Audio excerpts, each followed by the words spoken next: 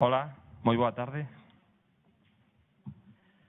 Boa tarde con esta choiva tan intensa que estábamos temendo que Inma, na súa viaxe dende Vigo en coche, puidese ter algún percance que non a deixase vir con este temporal que asola Galicia nestes días. Entonces, moitísimas gracias a Anxios, que tamén ven de Santiago, que non é unha ruta a veces fácil, e a Inma, que ven desde Vigo, para estar nestes encontros literarios da Coruña, que xa tiñamos ganas de que estivesen as dúas con nós aquí, e que nos parecía unha ocasión perfecta para que pudésemos compartir con elas neste ciclo.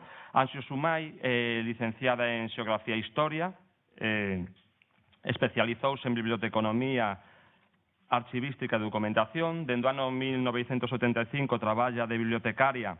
Traballou na Biblioteca Nodal e no Museo Provincial de Pontevedra e actualmente é a coordinadora da área de documentación do Consello da Cultura Galega. Colaboradora de distintas publicacións nos anos 80 e 90. A súa actividade literaria dende o ano 2001 desenvolveuse no portal culturagalega.org, donde tivo as seccións Anxios e Diaños e Crítica da Memoria Pura. Na revista Guía dos Libros Novos, contou coa sección Hemisferio Oeste, no Diario Cultural da Radio Galega tivo o espacio Somos Perigosamente Normais. Como narradora, tedes aí as publicacións, casi todas temos seleccionado textos desas publicacións narrativa, Anxos da Garda, Melodía de Días Usados, Así nacen as baleas, que foi premio Repsol, segundo premio Repsol de narrativa breve, e A lúa da colleita, que foi premio García Barros no ano 2013. Destos 4 libros que tedes aquí, hai textos seleccionados no dossier que os pasamos, non? Foi con o premio, como estábamos falando, con Así nacen as baleas, foi tamén premio Arcebispo San Clemente do ano 2007, gañadora do premio García Barros, como decíamos antes. Ten tamén ensaios, tedes aí Perigosamente Normais, traducción, Os diarios de Sir Alonso e Tres tempos de esperanza, de Mariví Vilaverde. Inma López, doutora en Filoloxía, diplomada en Estudos Teatrais pola Universidade da Sorbona. Actualmente combina a súa actividade literaria coa docencia na ESAD de Galicia, na Escola Superior de Arte Dramático, impartendo teoría de teatro, desde onde desenvolve unha importante labor ensayística, como comentaremos aquí, e como podemos ver nos ensaios que tedes aí, a recepción do teatro galego contemporáneo, teatro e canización, Resistir no escenario, un libro de moi recente publicación que tedes aí na librería Xiada, que nos acompaña hoxe tamén.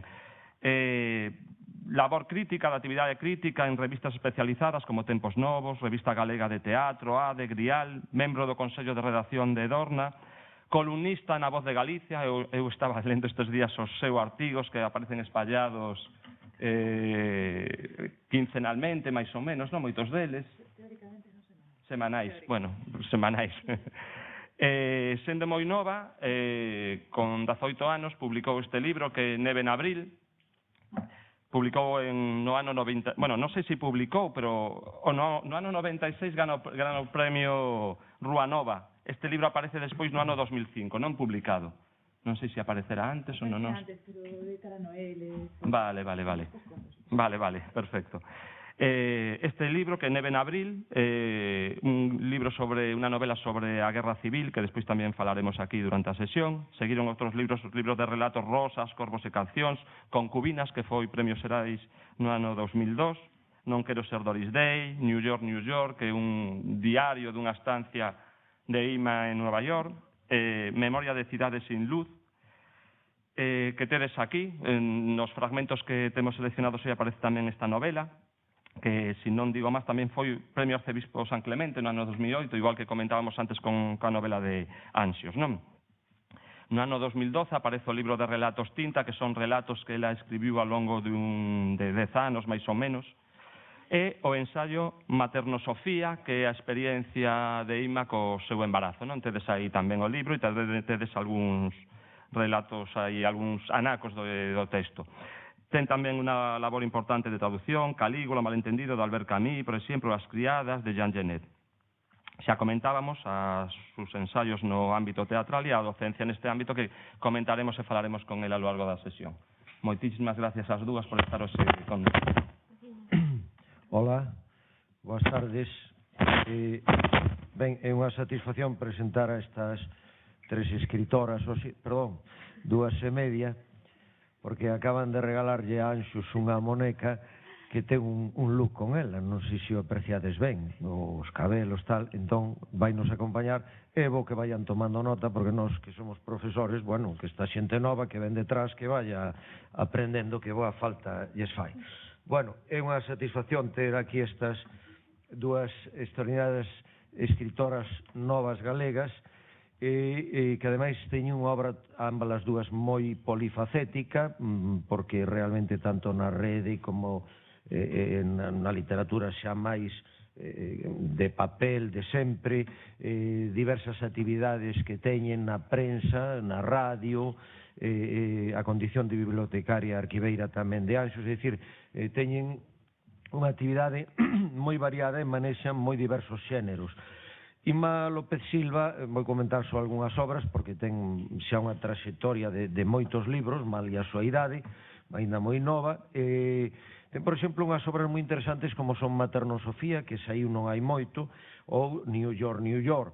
Maternosofía é unha obra que, como o título di, Sofía, obviamente relacionado coa sabedoría, o nome que lle vai poñer a filla, é a maternidade, é unha experiencia do tema do embarazo, que non é un tema que abonde na literatura, porque realmente a muller padeceu unha invisibilidade histórica, unha marxinación absoluta, entón toda a perspectiva da muller sobre a propia experiencia persoal e da feminidade e do parto e de todas estas cousas, pois realmente, obviamente, pois non estaba tratada, e non estaba tratada sobre todo desde a perspectiva delas. Está inédita todo ese mundo, que todo un continente, como a muller contempla o mundo e como se contempla a si mesma, como contempla a sociedade, está emerxendo con moita forza nos últimos tempos.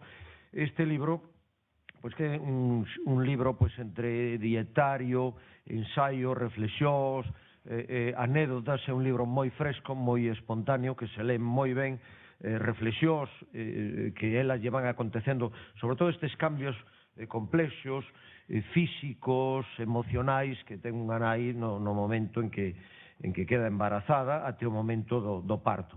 Ten unha linguaxe sinxela, coloquial, moi directa, un estilo moi directo, e reflexiona moito sobre todos eses temas, todo o que vai sentindo, pensando, pero sobre todo hai un tema tamén moi axial que é o tema da realización da muller como nai, entre comillas, digamos, é dicir, porque ela aboga por manter o rol, o papel completo da muller, tanto na vida privada como na social, mesmo no proceso da maternidade. E de todo isto ela nos poderá falar e contar logo desta experiencia tan decisiva na vida dunha persoa.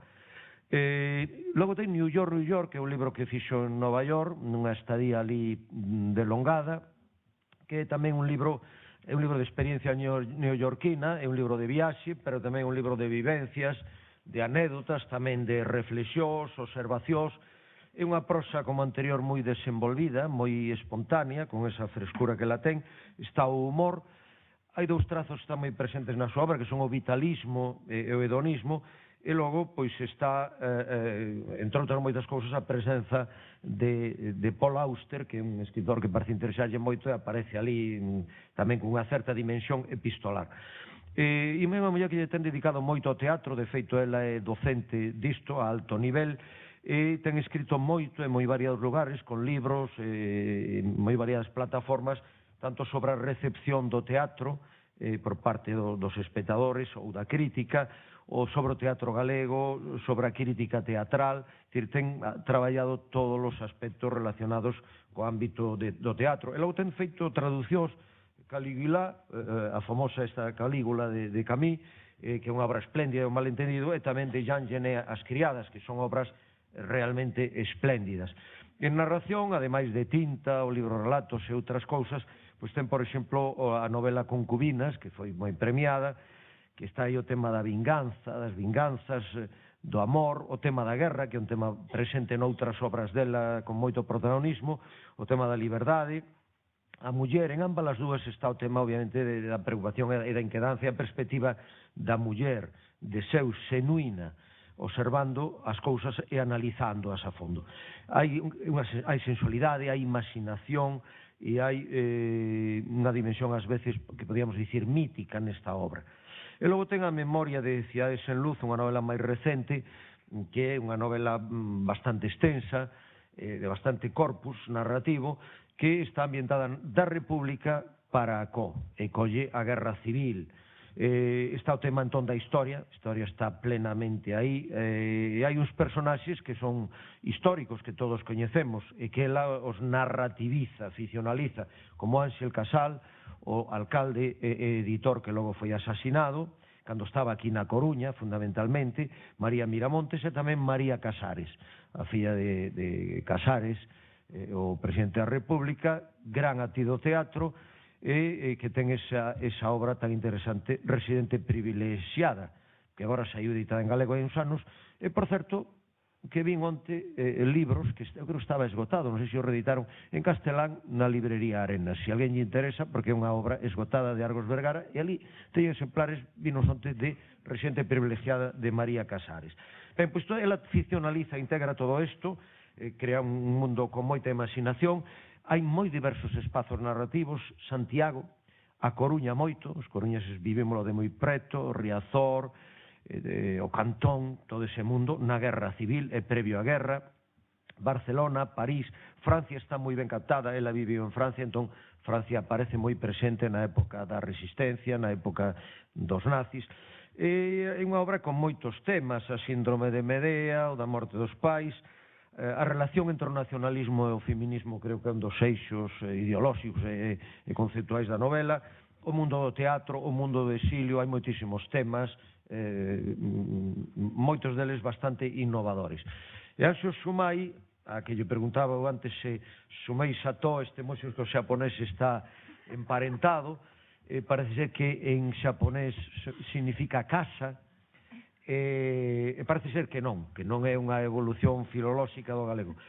Anxos ten, por exemplo, na narrativa, ten dúas obras, bueno, as outras tamén están moi ficcionalizadas, pero máis como novelas de seu, Así nacen as baleas, unha novela espléndida, unha novela na que traballa moito co tempo narrativo, é moi fluida, ten unha grande fluidez narradora, axusta moi ben todo estruturalmente, ten unha linguaxe moi dútil, que traballa intensamente, procura coidar tamén o estilo, e logo hai unha fusión entre o soño e o real que eu creo que está bastante presente en moitos momentos, non só desta obra, sino da súa obra en xeral.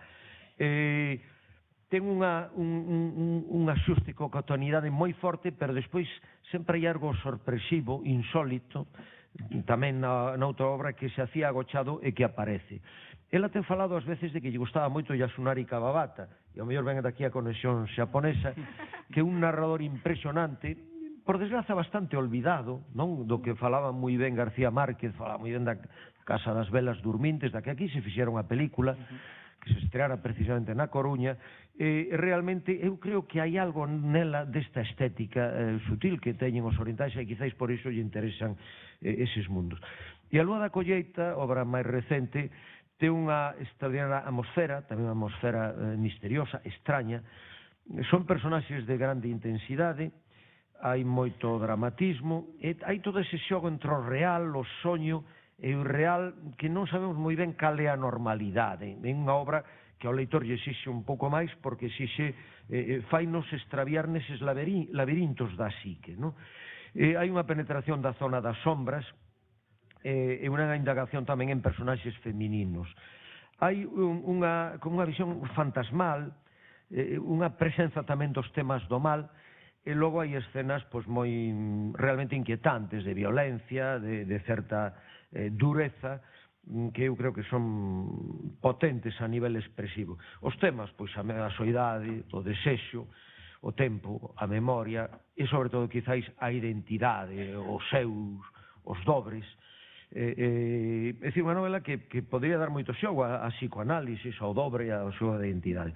Ela traduciu tamén os diarios de Sira Alonso, ese libro impresionante, creo que é un libro que se fixese un alemán ou un francés, sería un libro tan difundido realmente como o da rapaza Ana Frank, que ten un museo en Ámsterdam, que non hai quen entre, sempre en as colas inmensas. Este é un libro non menos estremecedor desta muller. Ela traduciu-no, versionou no galego, e supoño que para ela foi unha experiencia intensa traducir esa obra, e que é unha obra decisiva e que vos aconsellamos a aqueles que non a lerades. E logo, Anxos ten moitas obras que dentro de ter elementos de narratividade son tamén como reflexións, dietarios, observacións, elementos de ensaio, brevísimas crónicas, microcrónicas, que son, entre outros, Anxos da Garda, Melodía de días usados.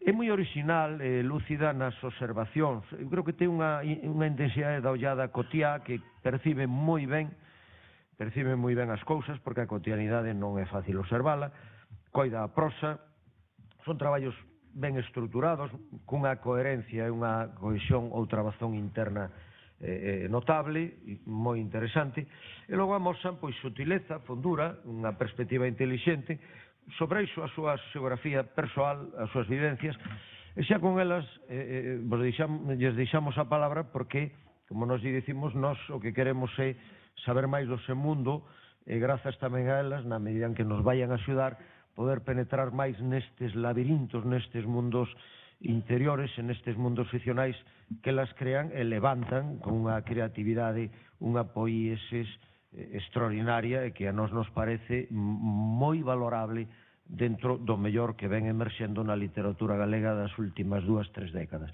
E nada, xa pasarlles a palabra e agradecerlles que estean aquí. Moitas gracias. Grazas. Ben, grazas aos dous Xavieres, porque, bueno, a verdade é que agora non sei falar de unha mesma é un pouco difícil, porque xa dixestes casi todo o que se pode dicir públicamente, non? Que é o que está publicado. O que está publicado e o que se pode opinar, claro, porque a min casi das presentacións o que máis me gusta é cando se ve unha lectura atenta da nosa obra, que a fin de contas é importante do que facemos, non tanto quen somos como que escribimos. Como nos pediron unha pequena intervención sobre nós mesmas e vai ser así un pouco improvisada, espero non enredar demasiado, porque eu prefiro contestar a curiosidades ou a cuestións máis concretas que falar de min mesma. A verdade é que este ano para min é un ano importante, este 2016, porque descubrín que, en realidad descubriu no Víctor Freixanes, que o meu editor descubriu que levo 20 anos na literatura. 20 anos. E deume unha vertixe inmensa, porque claro, ese 9 en abril escribino con 17 anos, e publicouse en realidade ese ano, que pasa que era o que te dicía antes, se publicou nunha colección relativamente pouco difundida que facía a Biblioteca Nova 33, que era un espazo maravilloso que tiña a Fundación Caixa Galiza para difundir a literatura entre a xente nova. Entón, ese, digamos, o ano no que aparece a miña primeira obra publicada, non? Diso xa van alá 20 anos. E deuse de conta Víctor, porque no momento de darlle a miña vindeira novela dixo, pois que ben, porque así publicámola e celebramos os 20 anos e quédanos todo perfecto e pechado, así con súa mentalidade de editor. Entón, claro, deume esta temporada, deume por revisar e por ver un pouco que foi o que pasou en min, claro, nestes últimos 20 anos, entre os 17 e os 37, desde o punto de vista vital pasouno todo, pero desde o punto de vista creativo, artístico, en realidade tamén.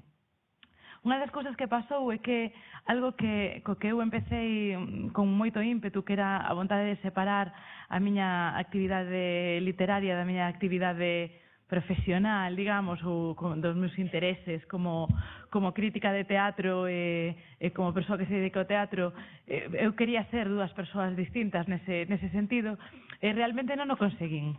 Si logrei que os meus alumnos non saiban que son escritora, o cal me parece que non é un logro moi considerable, porque me parece que é evidente que non len, pero desde logo que non logrei que esa outra parte de min, que é o mundo do teatro, penetrase totalmente en todo o que escribo.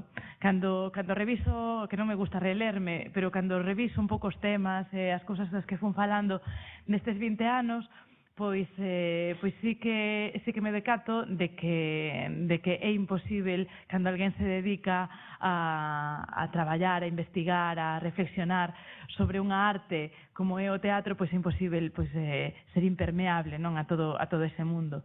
Creo que iso se ve na miña forma de escribir diálogos, se ve sobre todo nos personaxes que se me van colando nas novelas, ás veces sen que eu mesma o pretenda. E logo outra cousa importante tamén que me pasou foi empezar a escribir na Voz de Galicia. Para min a experiencia como non podo decir como xornalista, porque eu non son xornalista, son experiencia como persoa que escribe semanalmente na prensa, foi importante porque me axudou a depurar o estilo. Eu noto en min mesma que agora teño un pouco eses tics de xornalista, de ter en conta canto ocupa algo do que un escribe, si algo se pode decir dunha forma un pouco máis sinxela, esa tendencia a depuración retórica que creo que axuda moito a quen lé e que desde logo que cando tiña 20, 25 anos non só non me convencía, sino que ademais eu alardeaba de que eso non me gustaba, e aí creo que tiven que facer acto de contrición e revisar un pouco o meu estilo, non? Aínda así, sí que é verdade que son unha persoa bastante perfeccionista, aínda suscribo boa parte do que escribín daquela, co cal, bueno, teño certo orgullo, non, porque ás veces me preguntan moitas veces, cando alguén comeza a escribir tan nova, pois pode ter certa tendencia a renegar absolutamente de cousas que escribes cando tes 20 anos, non? E non, do que si renego é da cita inicial do meu segundo libro, que é un libro de relatos que se titula Rosas, Corvos e Cancións, telo aí, que fixadevos que pretenciosa era, porque tiña eu, isto é do 98, ou seja, que tiña 22 anos, do 98 tiña 20 anos, non? Si, tiña 20. Escribín, collí unha cita de Manuel Antonio que di: os meus vellos 20 anos veñen de voltas de ningures. Queren dormir outra volta no colo. Xa non sei cantar cancións de nenos, e nos 7 versos do voso poema atopeime 7 corazóns de menos. Isto puxeno porque a min aos 20 anos me parecía que xa con escribir isto xa tiña todo o que quería dicir dito, que xa non había moita máis forma de expresar todo o que a min me pasara, porque claro, en realidade aínda non vivira nada. Para min vivir supuxo escribir, e en realidade decátome agora, non só me decato, sino de que procuro fomentalo. O meu proxecto literario consiste en de alguna maneira plasmar de que xeito a vida implica, para unha escritora, implica a propia literatura. Isto pode parecer un tópico, pero cando unha se ve dentro, en realidade non o é, no sentido de que aquelas persoas que sentimos ese punto moi impúdico e moi exhibicionista, que poñernos a contar o que se nos pasa pola cabeza, pois de alguma maneira sentimos que temos algo que dicir alrededor do que nos rodea. En ese sentido, pois o meu proxecto literario xira en torno a todas esas preocupacións e a todas esas maneiras de estar no mundo as que creo que a miña propia posición ten algo que aportar aos demais. E aí creo que non podo evitar dicir aquí a palabra compromiso. Eu creo que son unha autora de compromiso político, no sentido en que eu creo que a política é a arte de gobernar a convivencia. A política non é a arte de reunirse e de negociar un programa de goberno, a política non é a arte de ocupar unha cadeira durante 4 anos, sino que a política en realidade impregna todo. Eu coido que todos temos moito que dicir para mellorar justamente a nosa convivencia ou para propoñer modelos de convivencia que a fin de contas nos fagan máis libres. E por iso nunca reneguei nin de introducir cuestións de carácter ideolóxico nos meus libros, nomeadamente o feminismo, nomeadamente a cuestión identitaria, o nacionalismo. E por iso, de alguna maneira, fun enredando permanentemente aquí e alá coa cuestión da memoria.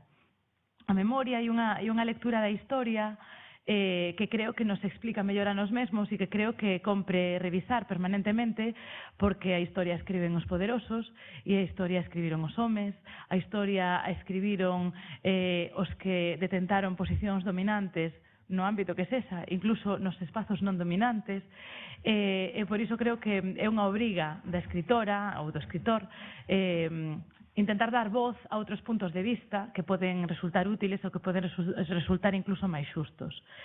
E dese relato da identidade que centrou en boa medida moito do que eu escribín ata agora, fun pasando case sen darme de conta a necesidade de sentirme cronista do meu propio tempo.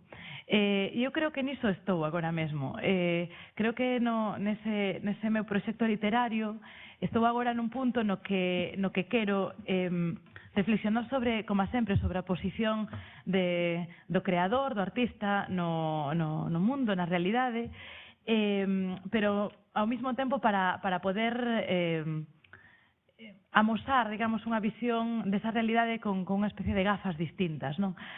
Con unha perspectiva, en parte por iso tamén a miña columna na Voz se titula Caleidoscopio, non? Un pouco a idea de amosar puntos de vista diversos, de amosar sempre un prisma que de alguna maneira nos obrigue a ver a realidade de outra forma ou polo menos a aportar outras ideas, non? E creo que niso estou. E digo todo isto con un inmenso pudor, porque me dá a sensación de que estou facendo críticas de mí misma e como me dedico a crítica de outras cousas, tampouco me parece que proceda demasiado, non? Xa digo, a mellor isto é un pouco un exercicio de chauvinismo absoluto, non? Como cando se busca aí en internet, non? O egosurfing, a ver que din de min. Pois isto un pouco ao revés, non? A ver que digo eu de min, que pode resultar interesante a un montón de xente que non sei realmente siquiera si lle interesa especialmente que expliquemos por que escribimos, non? Porque ao final eu creo que perdemos a nosa obra en canto a poñemos nas mans das lectoras e dos lectores e temos que asumilo, non? Eu creo que esa é precisamente a maxia da literatura, que cando quen lé verte sobre unha obra pois as súas imaxes, as súas experiencias e os seus intereses, se xa capaz incluso de darlle unha volta de rosca ao que pretendía, neste caso, a autora. E non digo nada máis, prefiro quedar a vos a dispor para que me preguntedes o que consideredes mellor. Grazas. Bueno, hola. Para empezar, bueno, eu podo que escriba máis ou menos ben, pero desde logo non teño en absoluto don da oratoria, así que podo falar moito ou podo cortar de golpe. Si son dispersa, pois disculpadme. A ver, para empezar eu quería decir que para min a literatura, tomando un pouco o relevo o que decía Ima, é un absoluto espazo de liberdade e non hai nada, ni ningún tipo de ideoloxía, ningún condicionamento de xénero, ningún condicionamento xeográfico que entre nese espazo no que eu estou metida, no meu niño, como lle chamo eu.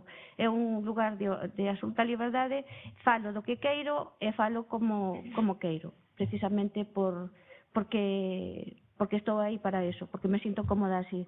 Evidentemente é inevitable que certas cousas, como o que decía Irma, as cuestións ideolóxicas ou as cuestións feministas se vayan metendo dentro de min e se aparezcan despois refletidos nalgún dos personaxes. Eso é inevitable, porque a fin de contas a hora de crear personaxes e historias eu observo e todo o que se plasma despois no papel está procesado a través de min. Hai unha cousa moi importante para min cando escribo, e creo que Ima e eu temos como dúas formas distintas de escribir, como nos pasa a moitos autores e a moitas autoras, non? Eu escribo dunha maneira un pouco distinta de Ima, creo. Non sei, estou tomando a ti como modelo de unha forma de escrita, porque non construyo historias, por exemplo. Eu, cando me enfrento á escritura de unha novela, a veces ni sei siquera sobre o que vou falar. A veces é unha imaxe o que provoca que se desenvolva unha historia. Como eso tamén o decía unha vez Paul Auster, que te encanta, que a él, sentíame moi identificado con él, porque él decía que era como si de pronto unha luz lle abrise un espacio na mente e iba tirando do fío e tirando de un fío sin saber ata onde o iba a levar, non? Pois eso xusto é o que me pasa a min, pero con imaxes. Todas as obras que escribín, tamén os relatos están presentes esas imaxes, pero, por exemplo, na Lúa da Colleita e a outra, eu teño problemas para recordar as obras porque normalmente non adoito lelas. Porque me dá, porque eu paso fatal. Si leo unha novela que escribín, pareceme que está todo horrible. Vexo falta de ortografía, vexo agrallas e eso. Entón, en Así nacen as baleas, eu estaba traballando nese momento, cando apareceu esta novela, estaba traballando nunha exposición sobre violencia doméstica, no que se trataba, evidentemente, a violencia de xénero, sobre todo, pero o maltrato dos críos, dos fillos contra os anciáns, dos pais contra os nenos, bueno, todo o que pode darse nese mundo doméstico que parece tan seguro, tan protector e tan tranquilo. Estaba traballando nesa exposición e entón empezaba a aparecerme un neno na cabeza, un neno que tiña así como regordete, que se lle caía a cabeza por un lado e que babeaba. E entón eu decía, lárgate. Pero volvía a poñerme a escribir e volvía a aparecer ese neno, e volvía a aparecer. Cando acabei a exposición dixen, vale, neno, a ver que fago contigo. E empecé a escribir sobre él e así naceu, así nacen as baleas, a partir de unha imaxe que se me meteu na cabeza e fun desenvolvendo. A verdade é que cando eu empecé a traballar con ese neno, con Ramón, non sabía que iba a escribir, non sabía onde me iba a levar ese fío polo que empezaba a tirar.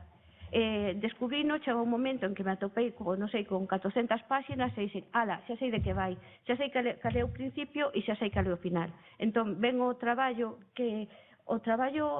posterior que é eliminar textos para conseguir xusto ese ambiente do que falaba Xavier, un ambiente realmente casi tóxico, moi, non sei, así, moi espeso, non?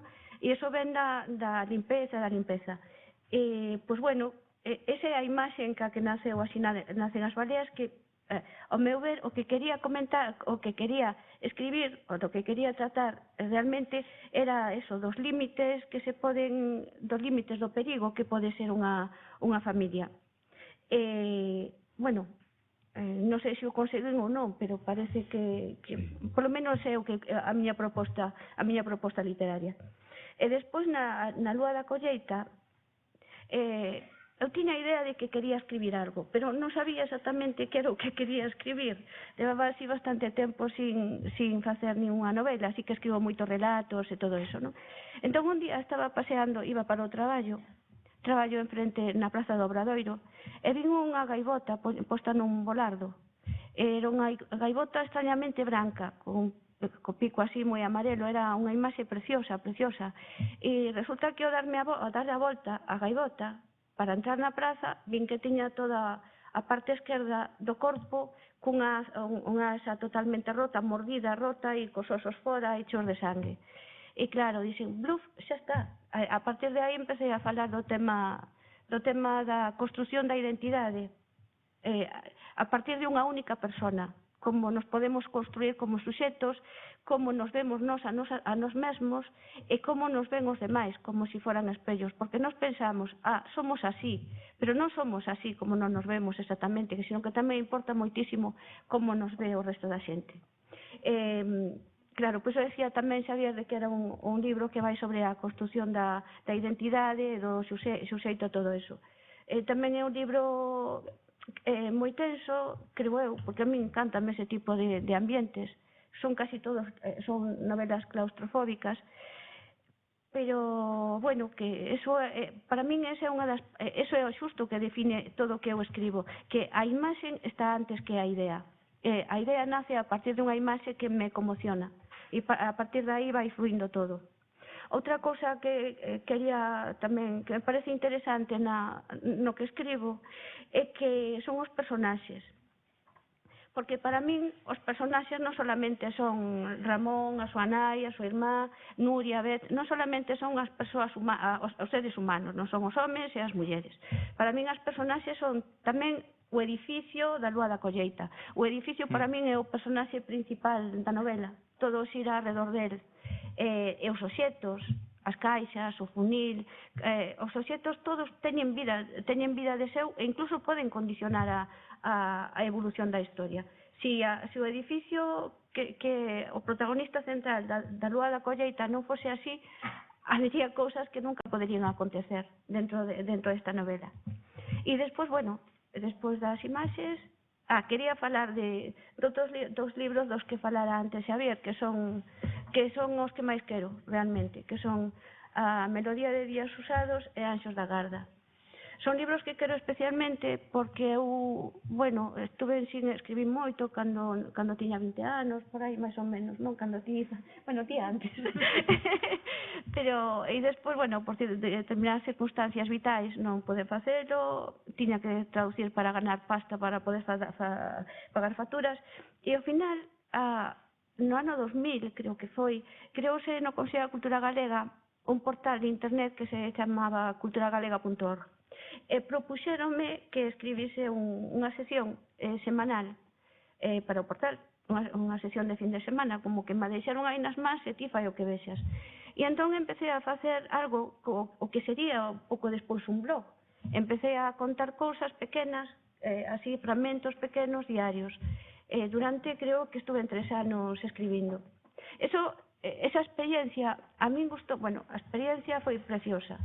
E a min, porque me interesaba unha cousa especialmente. Eu tiña contacto directo cas persoas que me lían. Eu subía ao ordenador e inmediatamente outra persoa ao outro lado abría o ordenador e líame. Entón, a proposta era, vou a intentar difuminar os límites entre a realidade e a ficción, a ver hasta que punto consigo colar, Dios, non está así como non é a palabra máis apropiada, pero hasta que punto as persoas que len chegan a non distinguir o que é verdade e o que é real. E de feito a veces a mí tamén me custa conseguirlo. O que para facelo, para conseguir que se diluísen os límites eses, o que fixen foi utilizar moito, bueno, a escenografía Santiago, recoñecible, todo eso, os libros son reais, a música é real, e utilicei con permiso deles e delas a personaxes, a persoas coñecidas no panorama literario, político galego. Entón, eso foi, utilizar, por exemplo, a un actor que non me costa nada dicirlo, a Morris, que era un moi amigo meu, pedinlle permiso, claro, Morris eu creo que naquele momento era máis conocido en Galicia que Fraga, verdad? Era unha das persoas máis conocidas de aquí. Entón, con o apoio de él e de outra xente, pois, fun construindo ese mundo que a min eu que máis quero, porque ten que ver moito tamén ca miña vida diaria, aínda que o personaxe central se chame Anxos, non son eu de todo, algo son, pero non son eu de todo. E nada, que aí fun contando durante 3 anos, non sei, as cousas cotidianas da miña vida, porque eu o cotidiano para min é auténtica materia literaria. E creo que non teño nada máis que decir. Ahora casi é mellor que conversemos, non? Sí. Sí, e preguntas. Sí, mirad unha cousa, é moi interesante todo o que dixeches, xa nos dá fío para moitas cousas, pero en todo escritor, en todo creador, en toda persoa, hai sempre como unha prehistoria, non? É dicir, un momento adolescente, ou non sabemos en que momento, puberdade, adolescencia, primeira mocidade, en que descobre, pois non sabemos se este vicio, esta vocación, esta necesidade ou esta enfermidade de escribir, non? Entón era para preguntarvos un pouco iso, como foi xermolando en vos ese momento inicial, como fuchedes descubrindo aí un horizonte, como se abriu as lecturas que faciades, un pouco ese mundo, se nos contades.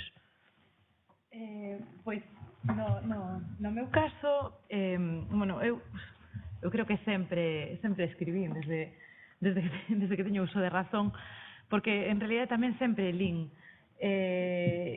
Para mí son dúas cousas que van moi vinculadas.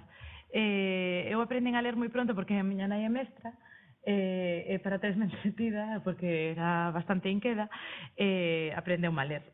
Eu lía aos 3 anos, máis ou menos. Entón, xa lembro que sendo moi pequena quería escribir historias, non? Pero, bueno, evidentemente non tiña capacidade de facelo. Para mí foron moi importantes todas as lecturas, porque na miña casa, sobre todo o meu irmán é un gran lector, levaba a min 6 anos, entón o meu irmán sempre me foi dando libros, sempre me foi guiando de alguna maneira nas lecturas.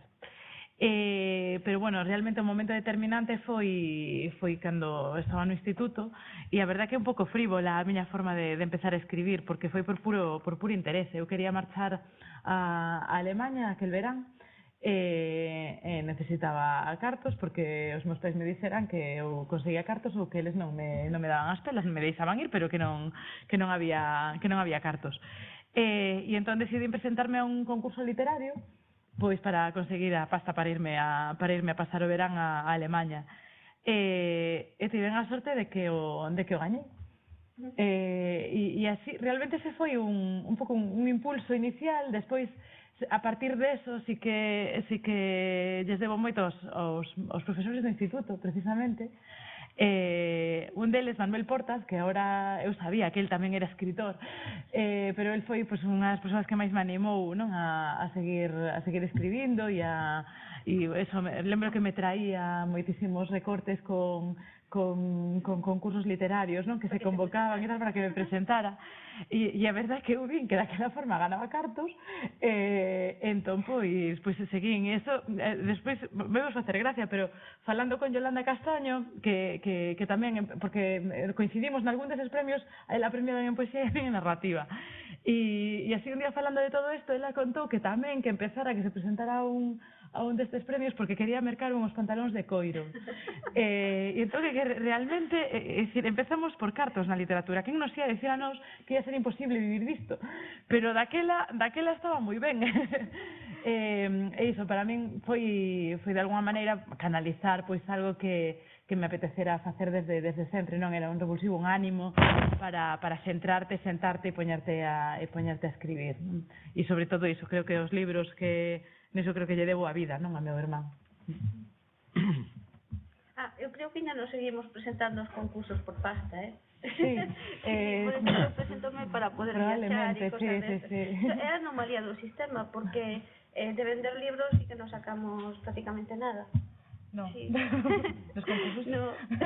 No, e ademais para pagar os cartos que valen os libros que compre ler para saber escribir tamén, non? Contanos o teu caso, entón. A miña, claro, tamén a miña historia é moi distinta de Ima, porque casi somos de dúas xeracións distintas, non? E as nosas circunstancias vitais son totalmente distintas. Eu son da aldea, nací na aldea. Por Catoira, non? A zona de Catoira, nas Torres do Oeste. Sí, nunha aldea que se chama Oeste, Santa Valla de Oeste en concreto. Entón, claro, a verdade é que non había libros na casa, non era prioritario, había outras cousas prioritarias, entón libros non había. Lembro, meu avó tiña un xornal, compraba un xornal que era o Faro de Vigo e ensinoume a ler no Faro de Vigo, precisamente. Sí. E aprendín a escribir no serrín que se lle botaba no chan ás cociñas para sacar de humedad. E eso. E despois o que si me levou a escribir ou a despertar ese interese, esa pasión por narrar era cando se facían os traballos comunais que normalmente se facían na casa de meu avó, como cando se facía a caña, se esfollaba, bueno, unha serie de traballos así, se facía o pan. Había xente que contaba contos, eran os contacontos e as contacontos da aldea, que algún viña de fora, de outro lugar, entón como se desplazaba de un sitio para outro, sempre chegaba cheo de cotilleos e cosas así. Entón eu quedaba fascinada con aquelas historias. Era unha nena pequena que estaba ali ao lado da lareira con meu avó e eu decía, eu quero ser así cando sea maior. Quero escribir historias deste tipo.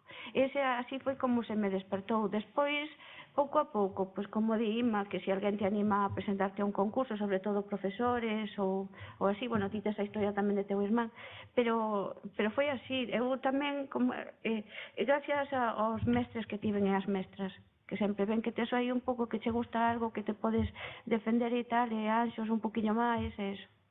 E así.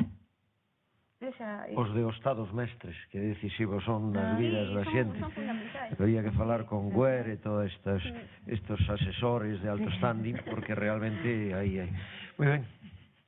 Non, eu quería que falaches as dúas do tema da traducción. Non que ti comentabas en algún momento, Anxios, que empezaches a traducir para comer tamén.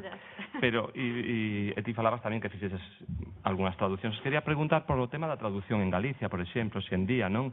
Porque hoxe en día cada vez eu penso que temos acceso a máis textos en galego, que como vedes a situación actual, que creo que mellorou moitísimo, non, nestes últimos anos. Non digo de vos como traductoras, que a mellor é unha situación precaria cando se está traducindo, pero sí que se incorporaron moitos textos, non? En cambio, non sei se o proceso, o reverso é o mesmo, non? De o galego hacia fora. Quería falar de todo iso. A mí, por exemplo, que me gusta moitísimo ver en galego, cantidad de obras que había que ler obrigatoriamente en español porque non tiñamos traducións. Ti falabas de Kawabata. Unha das maravillas é atopar a Kawabata en galego, por exemplo, e outros autores xaponeses que me gustan. Antes a opción era leras en español, e eso, cando a sabía, sabía que... E infames porque eran en Bruguera, estaban esgotadas. Sí, é que as máis delas, ademais, estaban traducidas en Argentina, sí, exactamente. Aquí non estaban e tal, hai obras reedicións. Pois esa posibilidade a mí parece maravillosa, sabes, poder ler os grandes autores, as grandes autoras en galego, e por que non se faría antes? Bueno, por que non se pudo facer? E ao revés, eu creo que non, evidentemente non ocorre mesmo. Non, eu creo que... verdad que non? Que nos traduzan? Moi pouco. Eu creo que, vamos, estou totalmente de acordo, non? Que poidamos ler, non sei, eu, a Paul Auster, non? En galego ou eso, toda a literatura francesa, non? Que é maravillosa e que está moi accesible.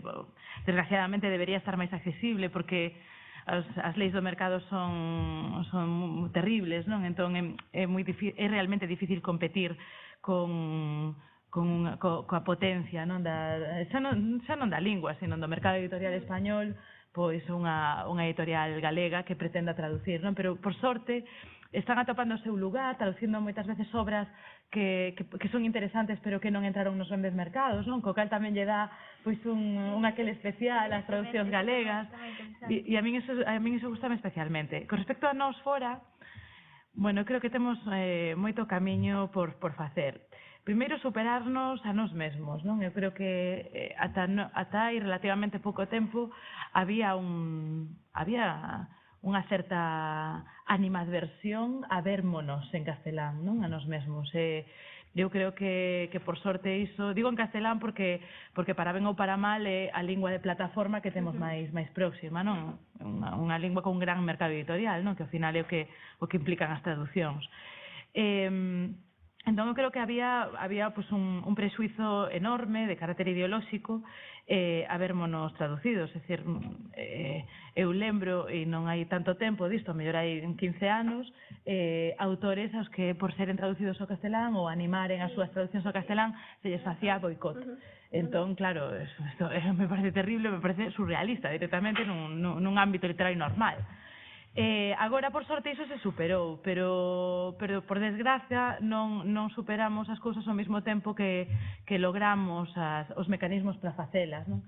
Eu creo que a grande conta pendente da literatura galega é dar o salto internacional, a vendermonos fora, a entrarmos nos mercados coas leis dos mercados de fora, é dicir, sabermos ir a feiras, sabermos como vender autores. Eu creo que iso é unha conta pendente das editoriais, e en moitos aspectos tamén unha conta pendente de nos mesmos, porque é francamente difícil cando un está moi metido no sistema editorial galego moverse no sistema editorial de fora, cando nos traducen, cando temos contacto con a editorial un pouco grande fora, tal, de que realmente te sentes abrumada, non? Porque claro, que todo o que se fala aí ás veces non ten, en parte por desgraza, pero non ten que ver coa literatura, nin con moitas cousas, te fai repensar moito como escribes, como te relacionas, como cousas que van vinculadas á propia literatura e que tamén é sano coñecer, non? Ainda que hasta certo punto mellor non deixarse influir demasiado por elas.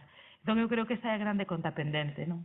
Non, estaba pensando en un dato curioso, eu que os tres estades, as vosas dúas, Xavier tamén aquí, os tres tedes obras traducidas ao castelán xa, non? Porque ti tes Concubinas traducidas, se traduciu ao castelán, despois tes tamén a novela Memoria das cidades en luz, Tías e Naciones Vales, e Xavier tamén ten as súas novelas. Quero decir que non é fundamental, pero que sí que é importante, xa non só no mercado español, sino a mellor incluso noutros mercados poñer en alza a literatura galega, que é máis ou tan potente como cualquier outra literatura de cualquier outra nacionalidade. Sí, no, eu quería agora tamén plantexarvos outra cousa para ir tratando distintos temas. E son distintas, non? Unha era a Inma, a experiencia da política, non? Porque ti realmente participaches nunha ocasión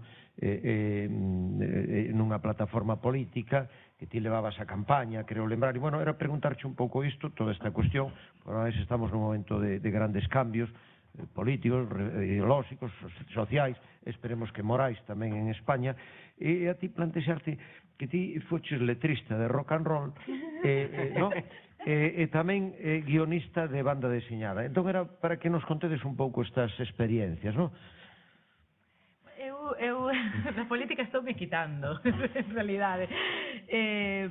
A ver, a min a política me interesa moitísimo, creo realmente no vínculo entre o intelectual e a política, e ademais creo que o intelectual, si o é, ten que ser de esquerda, e nesa medida me parece imprescindível participar.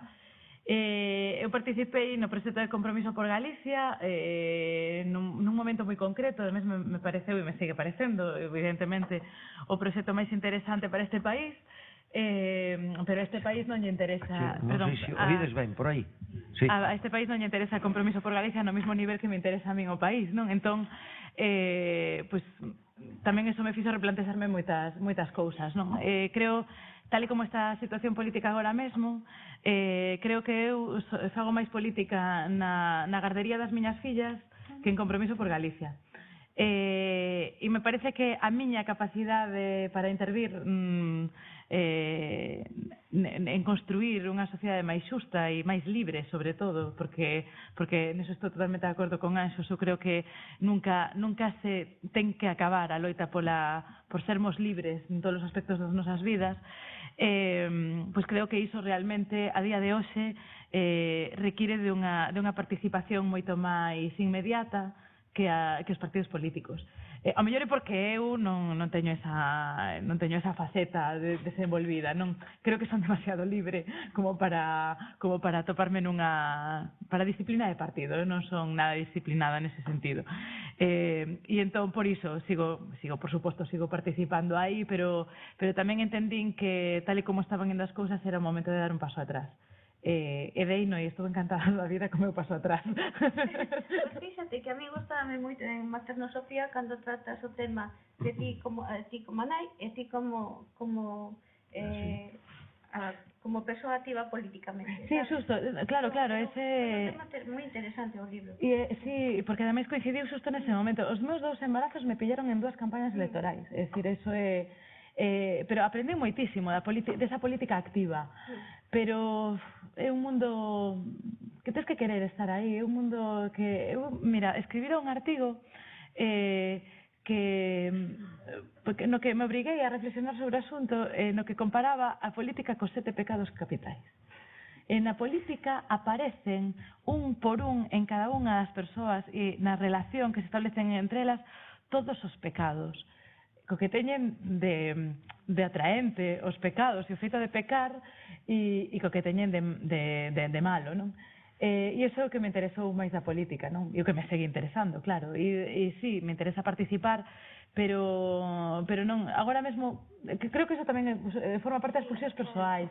E eu agora mesmo non me vexo nesa, non teño esas ganas de participar tan activamente, porque hai moitas cousas que me decepcionaron. Xa. Estabas metida dentro de alguma maneira. Sí. E as túas que letras das... Non me acordaba. Bueno, era como moi nena, cando tiña como 18, 20 anos por aí. Ainda hai pouco está aí un amigo César, que nos mandou unhas fotos ao Facebook de cando eu É que se non Sí, me parece que non o como? colle moi ben, verdad? Bueno, Claro, entón, son se incapaz podes de estar achegarte, quieta. agradecemos. Sí, pois foi unha época cando debíamos de ter sobre 25 anos, máis ou menos, que uns amigos montaron, bueno, o ilustrador e máis o dibuixante de cómic Fausto Isorna, e máis outro amigo máis, Arturo Regueiro, montaron un par de revistas, creo que era Valiundiense e Das Capital, e aí traballei eu como de guionista con Fausto, claro, ele era o dibuixante, eu facía os guións, e aí César fixonos unhas fotos maravillosas para facer as ilustracións de unhas delas. Éramos nenos, a verdade é que tanto Fausto como eu, como a min, éramos como os chavalíns. Despois, o das letras de rock and roll veo como o contacto con grupos de rock de Vigo, pois nos anos 80. Coincidiu, pois, por exemplo, con bombeiros de voluntarios, despois con unha amiga que era de Club Naval, a cantante de Club Naval, María. Que sí, te acordas de Club Naval? Pois eu daquela tería como 20 e poucos anos, cando foi eso. Entón, pois María separouse, montou un grupo con outra xente e tamén lles dixen as letras, e despois, cando eu pensei que iba a gañar cantidad de pasta, foi cando houve a escisión dentro dos celtas cortos, e unha parte que se marchou, que era un dos compositores do grupo, me di, Anxos, fai máis letras para este disco, que te retiras. El ganaba como 10 millóns de pesetas de dereitos de autor. E dixen, por que non? Un día estaba collendo gasolina nunha gasolinera con os amigos, estaban as miñas cancións sonando, as miñas letras.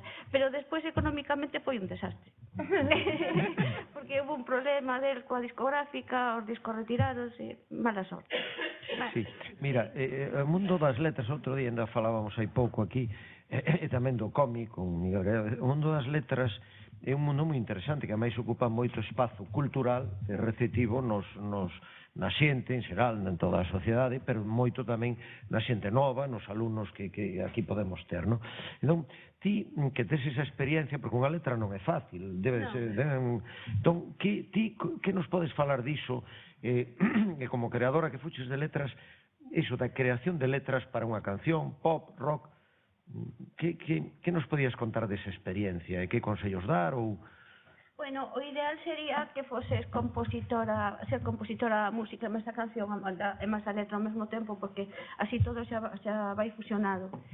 Cando faz por separado, normalmente, eu podía propoñerlle a un músico, e falo de músicos porque os compositores que eu coñecía naquele momento eran todos músicos, pois bueno, e collían as letras que lle podían interesar, simplemente, e a partir de aí compoñían. E ao revés, a mí propoñían unha melodía, e si se daba o caso de que non me puxeran un tema, por exemplo, quero que me fales, pois, do que se podía falar nos anos 80, non? Sexo, droga e rock and roll. Pois se non che impoñían o tema, pois a min quedaba a liberdade de escribir sobre o que me dese a santísima gana.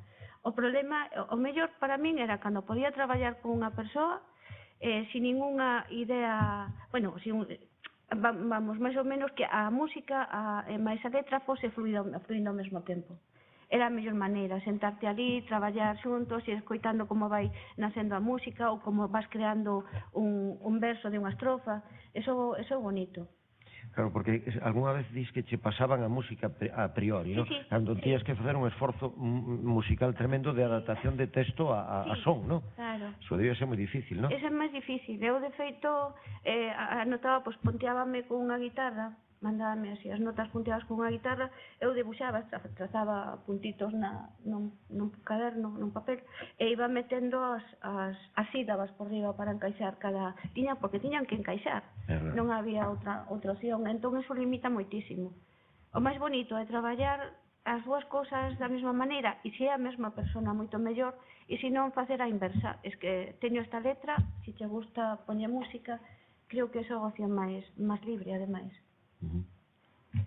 Bueno, non sei se cambiando moito de tema, pero quería preguntarlle a Ima, xa que temos aquí unha experta en teatro en Galicia de primeiro nivel, un pouco a situación do teatro en Galicia, e preguntarlle por algo. Esta semana sucediu unha cosa moi curiosa, estando eu nun centro educativo, que chegou un profesor e me preguntou se lle podía axudar a facer un listado de libros de teatro porque quería comprar libros de teatro para a biblioteca. Bueno, me preguntaba porque aquí temos un grupiño de xente que lle interesa moito o teatro e algún compañeiro que traballa moito teatro nas aulas, algo que é realmente anómalo casi, quería decir. Entonces te quería preguntar un pouco a situación do teatro e a situación do teatro nas aulas, que é un xénero dos máis esquecidos. Bueno, Anxios tamén estaba pensando que ti fixeches algunha colaboración para algún texto teatral, non? Ti Sí. tamén podías contarnos despois esa experiencia no ámbito teatral. Era unha colaboración dentro de un texto colectivo, no que éramos 5 escritores e escritoras.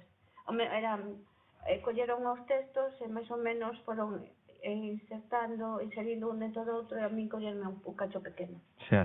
Así como unha imagen. A situación do teatro galego, miña nai, moi mal.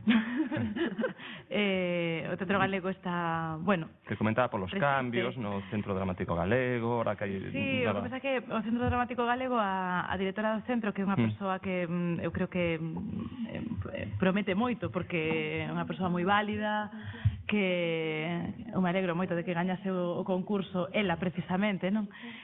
Porque todo o que fixo ata agora o fixo sempre ben. Entón, seguramente que tamén dirixirá moi ben o Centro Dramático. O que pasa que se acaba de incorporar, estivo de baixa por maternidade, entón se acaba de incorporar e aínda non presentou nin o proxecto exactamente, nin sabemos moi ben que sai a facer, entón non temos forma de xulgar o centro. O problema do teatro galego é pois como sae desta crise asquerosa e terrible que encima as institucións aproveitaron como pretexto para cortarlle as salas, non? Que as pequenas salas que tiña o teatro galego pois se viron totalmente tronzadas, non? Con esta crise e con recortes, non? Uns recortes que prácticamente acabaron co lado productivo, non, do sistema teatral, tendo en conta que do lado do consumo pouco había xa, porque nunca ninguén, e iso creo que é unha reflexión que deberían facer tamén os propios creadores, non? Nunca ninguén se preocupou realmente por verse do outro lado había alguén escoitando, non? Ou polo menos por construir ese outro lado, non? Que é o da xente que ten que ir ao teatro para sostelo. E de feito o que pasou foi que nesa crise, cando as institucións decidiron cortar o grifo, pois atopámonos con que non había ninguén do outro lado para soster por si só o teatro galego. Eu creo que resistiu heroicamente e está levantando cabeza, ademais levantando a cabeza dunha forma que a mí me parece maravillosa, que é a través de xente moi nova que viña cargada de ideas renovadoras, que están cambiando realmente os repertorios, as formas de traballar. En ese sentido, o teatro galego se actualizou moito, se está situando moi ben dentro do panorama internacional incluso, e eu creo que daqui a uns anos pois imos poder avaliar todo isto dunha forma positiva. Entón, eu non son totalmente pesimista, pero por pouco quedamos sin teatro galego e creo que desa lección deberíamos aprender todas.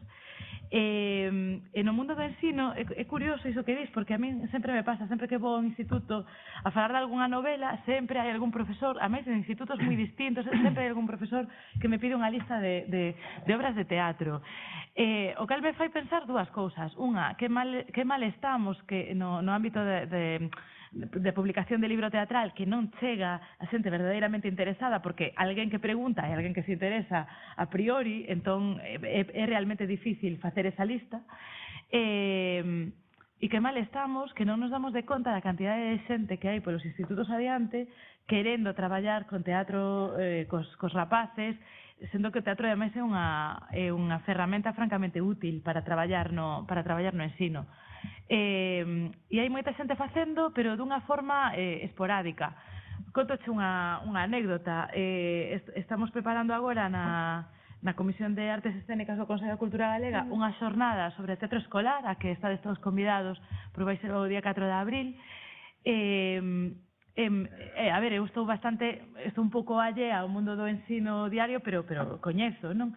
me está costando atopar a xente que traballe realmente co teatro no ensino e non é porque non queiran, é realmente que é difícil atopar as maneiras, porque traballar con teatro implica tempos no ensino e, polo tanto, equipas directivas que se permitan modificar os tempos das materias, que se permita a integración entre profesorado, etcétera, etcétera, etcétera. Todas esas cousas que son tan bonitas sobre o papel das unidades didácticas, pero que logo son tan sumamente difíciles de levar a cabo na realidade dun centro educativo. E por iso creo que todo o que fagamos nese sentido é verdadeiramente útil, porque eso construe espectadores, construe persoas máis cultas e máis sensibles intelectualmente e artísticamente, e sobre todo construe interese por unha faceta artística que moitas veces se considera subsidiaria da literatura e non ten por que selo, é outra cousa totalmente distinta, non? Entón, como aquí creo que hai moitos mestres, pois vos animo a... E además aquí hai xente que traballou moito nas súas aulas teatro e que hai moitos grupos aquí na Coruña, non sei se moitos, por cuantos grupos significativos, Sí, aquí na Coruña é unha cidade na que de feito iso se mantén moito, pero quizáis é máis difícil facelo quizáis nas vilas máis pequenas, moitas veces. E logo, bueno, pois que moitas veces é difícil xuntar os rapaces. Facer teatro é unha actividade moi colectiva, é difícil, o sea, topa con moitos impedimentos que a priori non son sempre fáciles de salvar, non? Sí, mira, se vos apetece podíamos ver agora un poquinho entrando xa nas obras máis ao nivel concreto e facer un certo barrido por algunhas e ir comentando algo. Eu propoñíamos, si, por exemplo, no folio 4 temos aí algún anaco de que é moi interesante o da pomba e que conecta co da gaivota que dicías antes, ou de Anxo Sumai, do libro este tan interesante, Melodía dos días usados. E pois podíamos, se che apetece, no caso de Ima, pasar a Maternosofía que temos nos ate e ver esas nais abnegadas, non? E a túa experiencia da maternidade nese libro. Propóñamos a mellor ler un fragmentiño, se vos apetece, que tamén ten moita gracia este de Anxos da Garda da túa nai. Podemos ler un pouco os dous, se che apetece, porque a mí me pareceu. Bueno, entón, se vos apetece, podemos ler algún fragmento e falar deses libros un poquinho, nos falades a fondo deles. Vale, vale. Vou ler o fragmento entón, da miña nai, porque non porque a miña nai, pero igual é inventada. Ai, bueno, claro, claro. Como dos diarios. A ver, era o domingo 8. Do día 8, un domingo que non me acordo de que mes. Perdón, me pasou mesmo. Sí, ben frontal, así, sí. Que colla. Está escrito un domingo, non vexo as datas. A ver, a miña nai o primeiro que 2004. 2004. A nosa terra 2004, domingo 8, sí. Sí. A miña nai o primeiro que le dun xornal son as esquelas e despois o horóscopo. Hoxe foi Sisi, a miña irmá pequena, quen yo leu en voz alta, en castelán, que é como está escrita aínda a máis da prensa. Ahora tería que decir todo. A lo largo de la semana podrá satisfacer todos sus deseos carnales. Mamá, un tanto cabreada, dixo: vaya, xusto agora que nada máis podo comer peixe. Mirámonos preguntándonos uns aos outros quen lle ia explicar o que eran os desexos carnais, pero preferimos calar e seguir tomando café tranquilos. Bueno, creo que é unha observación cotiá moi na liña das túas. Como non nos les tamén o do Executivo da Pomba, que de alguma maneira é ver como irrumpe ese lado escuro, no? Ese lado tráxico no cotián, que é algo tamén moi da túa obra, non? Se te apetece, o Executivo da Pomba. Sí, isto xa é de Melodía de días usados. Sí, este é do outro libro, sí. A ver, é do xoves 1 de maio de 2005. Cando baixaba a traballar, un coche atropelou unha pomba diante miña. Os zapatos e os pantalóns enchéronseme de plumas brancas ensangrentadas. O coche non parou. Colleu a curva por detrás de San Martiño Pinario como se non pasase nada. Seguro que nin se decatou. A pomba escachou sen ruído, como unha presada de algodón. Eu quedei mirando a morea de sangue, carne e plumas sen saber que facer. Ao pouco achegouseme un tío cun maletín e gravata e díxome que estaba morta, que xa non se podía facer nada. Doume o maletín, arremangou a chaqueta e inclinouse sobre a pomba. Colleu-no coas mans e deixou-na enriba dunha papeleira. Volveu onda min, devolvinlle o maletín e deille un pano de papel. Axudeino a limpar as mans, axudoume a sacar as plumas que tiña pegadas no pantalón. Volvín a casa para cambiar a roupa, pensando que eu nunca sería capaz de facelo, de coller coas mans o cadáver dun paxaro. Hai veces en que non consigo reaccionar como debería. Ben, queres contarnos algo máis deste libro ou destes dous? Sí, Este ciclo. Sí, estes dous, como decía antes, saíron desa colaboración que tiña en Cultura Galega, no portal culturagalega.org, que, bueno, foron 4 anos de traballo, creo, e saliron dos libros. Bueno, algún deles está... por exemplo, estes son os textos tal como foron publicados na rede. Estes de aquí xa están máis elaborados, hai textos novos e outros que estaban publicados na rede xa non están. Aquí é onde decía precisamente que a miña intención era xogar entre o real e o ficticio, crear ese tipo de, acabar con eses límites dos que falaba antes. E nada, iba contando un día a semana, o venres subía a rede os 7 días da semana contando un pequeno fragmento, unha pequena unha imaxe, unha historia como esta que conto da miña nai, ou cousas que ocurrían, cousas da vida cotiá que eu utilizaba. De aí era onde sacaba o meu material literario, da observación, basicamente. Saía á rúa e pasaba todo o día observando, como se fora unha antena. Eu naquel momento decía que era como unha especie de cazadora de imaxes e de cazadora de historias. Estaba sempre alerta durante moito tempo. E para min, todos estes anos que dediquei a esta sección foron unha aprendizaxe, foron unha escola de literatura impresionante, porque por eso, pola observación e pola forma, e porque aprendín a escribir, a condensar a literatura. En lugar de escribir páxinas e páxinas, o que facía era condensar tanto para quedarme simplemente coa esencia. Non me interesaba, nin me interesa ahora mismo, tanto a extensión, sino as cargas de profundidade que pode ter o que eu escribo. E todo iso aprendino durante os anos en que traballei aquí. E, bueno, igual que antes vos contaba a anécdota que utilizaba a Morris moito para a Morris, bueno, xa non me acordo, a Luis Tosar, por exemplo, xente así que coñecía para como reclamo para crear a confusión. Quería contarvos unha anécdota de hasta que punto funcionou o engaño. Bueno, o engaño, digo engaño e non é eso, parece que estuve engañando a xente, pero non é verdad. Hasta que punto funcionou o experimento. No libro, durante bastante tempo, aparece un personaxe que é un veciño meu. Eu salgo todas as noites a fumar, bueno, eu, Anxos, a protagonista, que non son eu, salí ao balcón todas as noites a fumar un pitillo e a facer un repaso do día, non? E no balcón do lado hai un señor que tamén sale todas as noites a fumar un pitillo, entón conversamos, ele máis eu. Ele, en principio, sería como o alter ego que meu, ou sería tamén ese personaxe que se permitiría decir nunha páxina oficial de un organismo oficial como era o Consello da Cultura Galega, se podía permitir decir el como personaxe algo que eu non podería decir, por exemplo. E entón, claro, a nosa relación, a do veciño máis a miña, era moi, moi intensa. E a primeira vez que veo a casa unha amiga xornalista, entrou na casa e díxome: Anxos, antes de nada quero conocer o veciño, quero ver o balcón. E eu dicindo: ups, non existe. Me lo inventé. E dicía Mela: carai, que a tensión sexual que había entre vos non existe. No, claro, tamén lle dixen: por favor, non se te ocurra contalo mañá no xornal cando escribas a crónica. Pois por eso creo que conseguín cando vin que se creaban este tipo de confusións, que a xente tomaba por real cousas que realmente era auténtica ficción. E creo que non teño nada máis que decir. Anxos, pero ti cos pasearos tes unha relación intensa, porque te inspiran crónicas, novelas, van a escapar cando te vexan a ti, porque saen todos moi mal parados. Bueno, sí, ten razón, salen lesionados. Claro.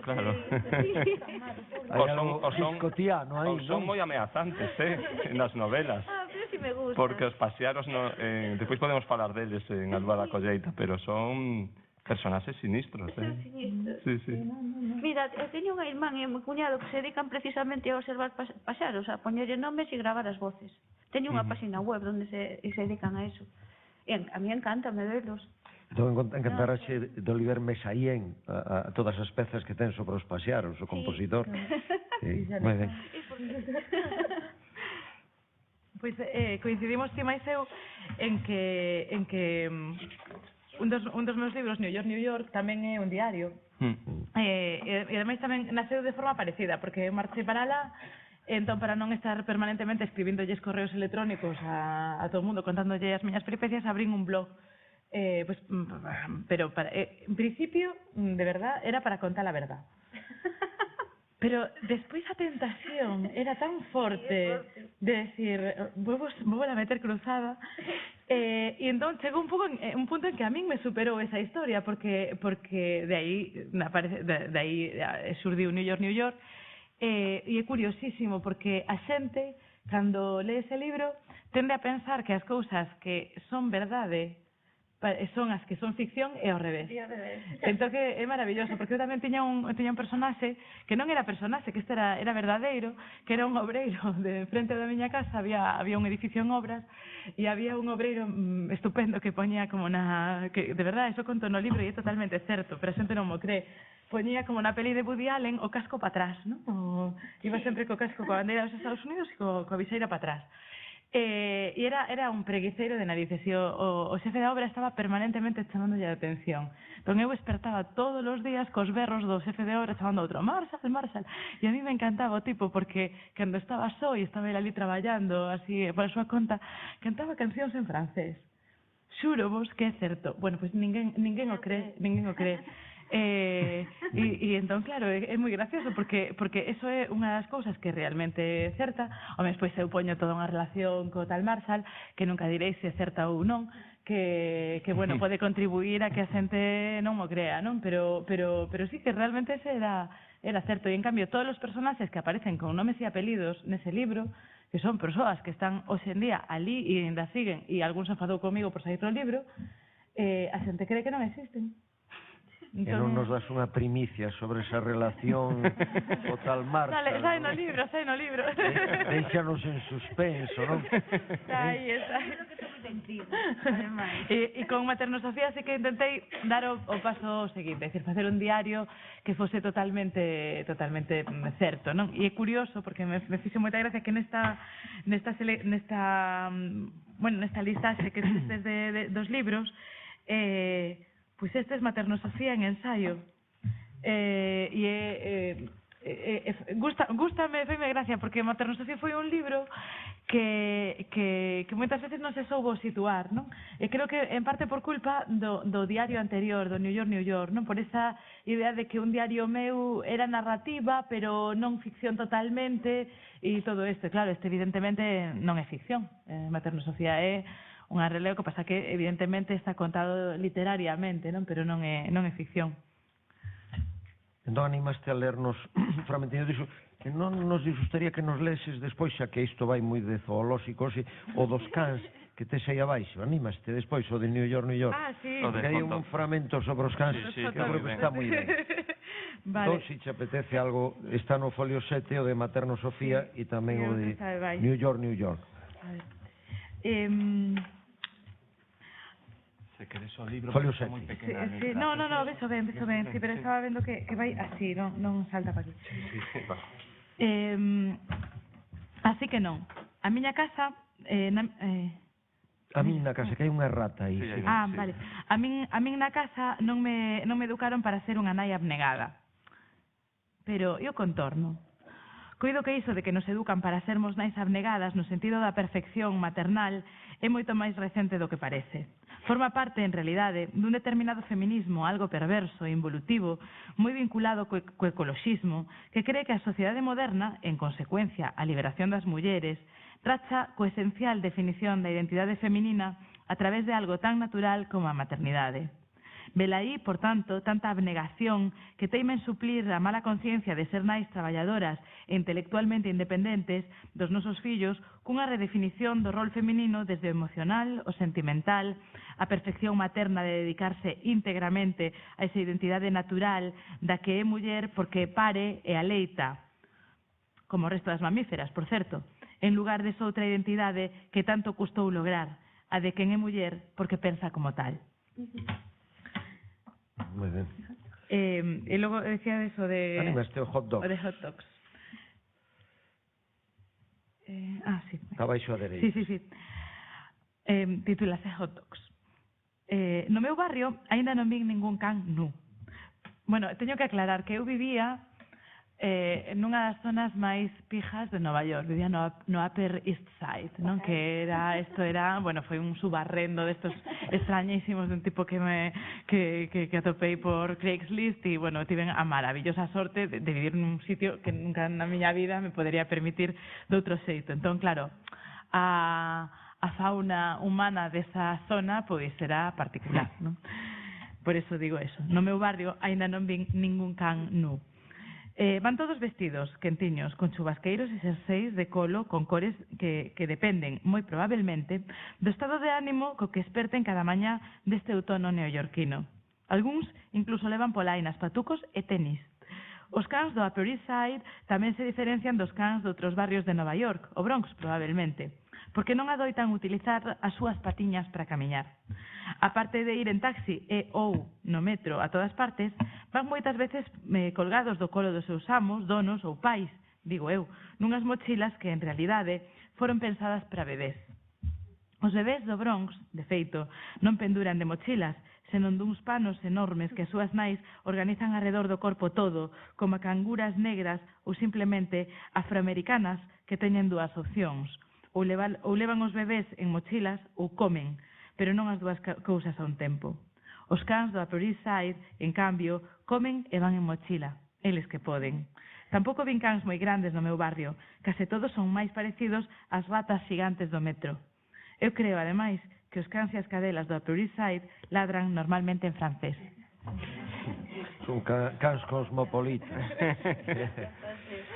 Bueno.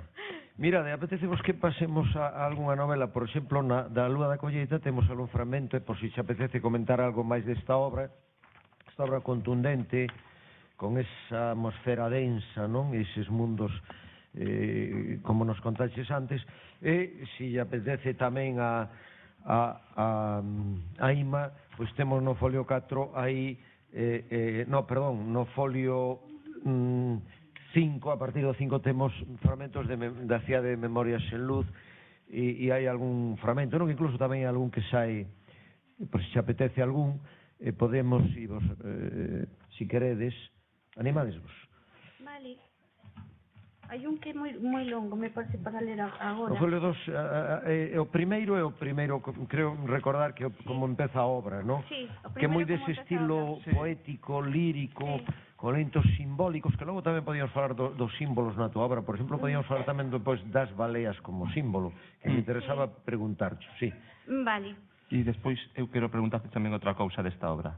Pregúntase agora ou despois. A ver se sei respondela, porque é unha obra especialmente extraña incluso para min. A ver, vou ler un cacho, bueno, dos fragmentos leo. O que queiras, sí, se Vale. apetece. A ver, a primeira, así, bueno, o que vou ler é como comeza o libro. A pequena criatura daba voltas dentro dunha casca de ovo, ou pode que fose na cerna dun grande millo, xermolando, ou quizás no ventre dunha nai. Flotaba e flotaba, ingrávida. Ás veces era arrincada daquel lugar sen tempo e adoptaba a forma dunha nena a petiscar unha mazá no medio da noite, ou convertíase na luz amarela dos pexegos mortos.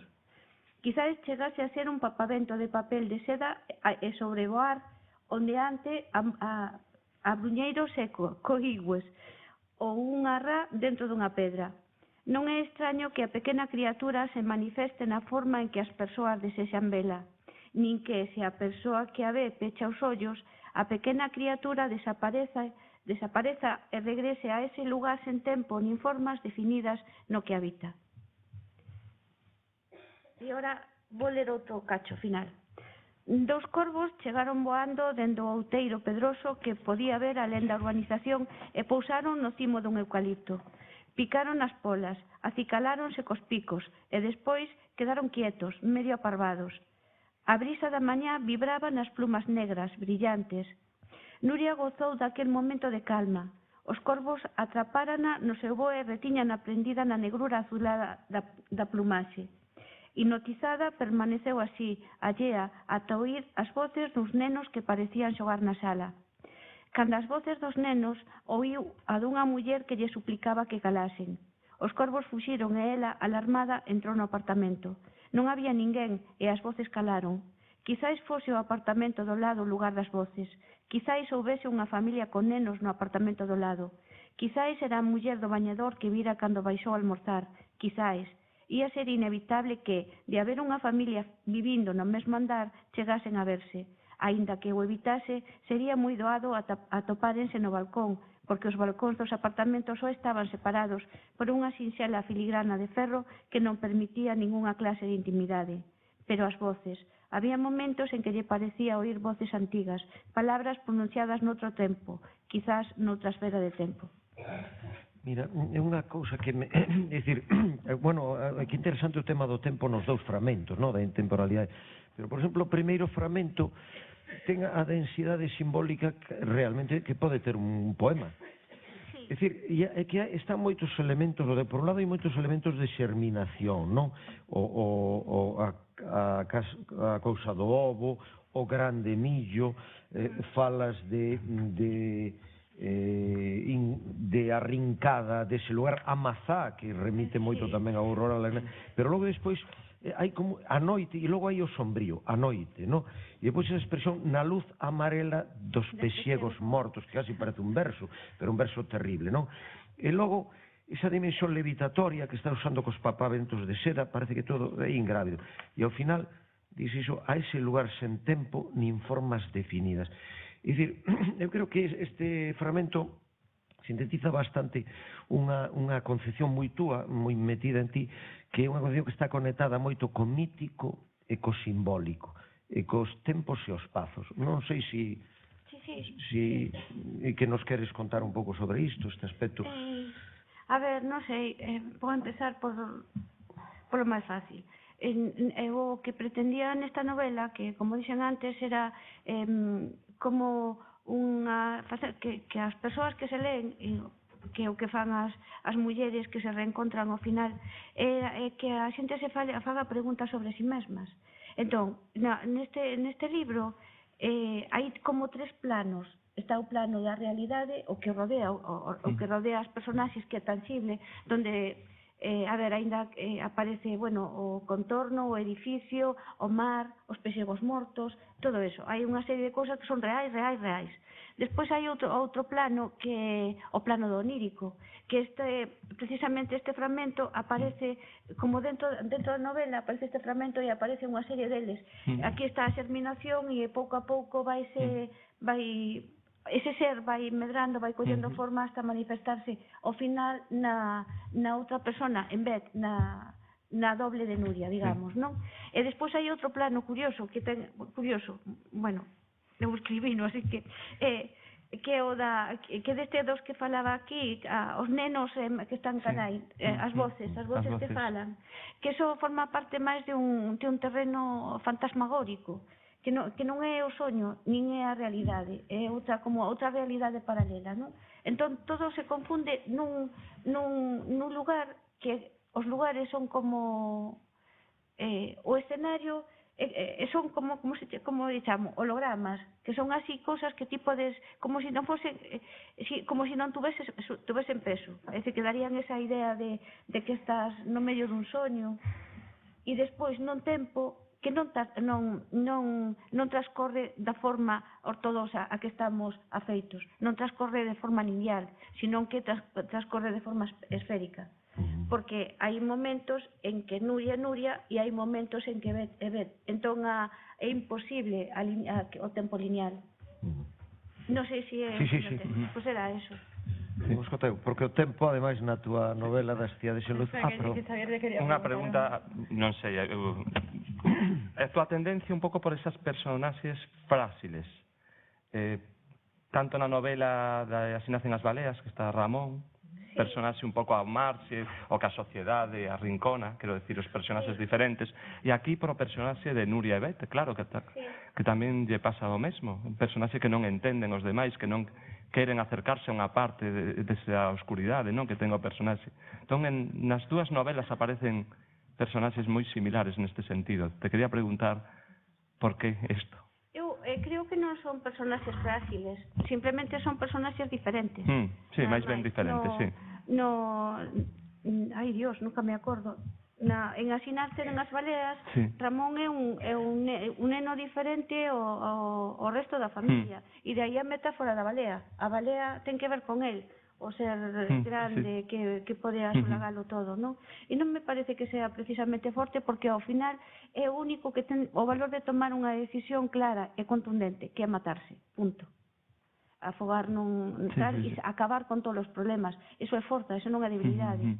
E despois, no caso de Nuria e máis de Bet, na lúa da colleita, hai como contrapunto, está a muller moi forte, que sería Bet, e Nuria que a feble. E Nuria que a feble. Entón, o que está intentando Nuria é reintegrarse para formar unha sola persoa, única. Está sempre falando do mesmo. Quere ser única, quere ser forte, quere... reunificarse, creo que é a palabra. Que ao final non se sabe se o consiguen ou non consiguen, pero bueno...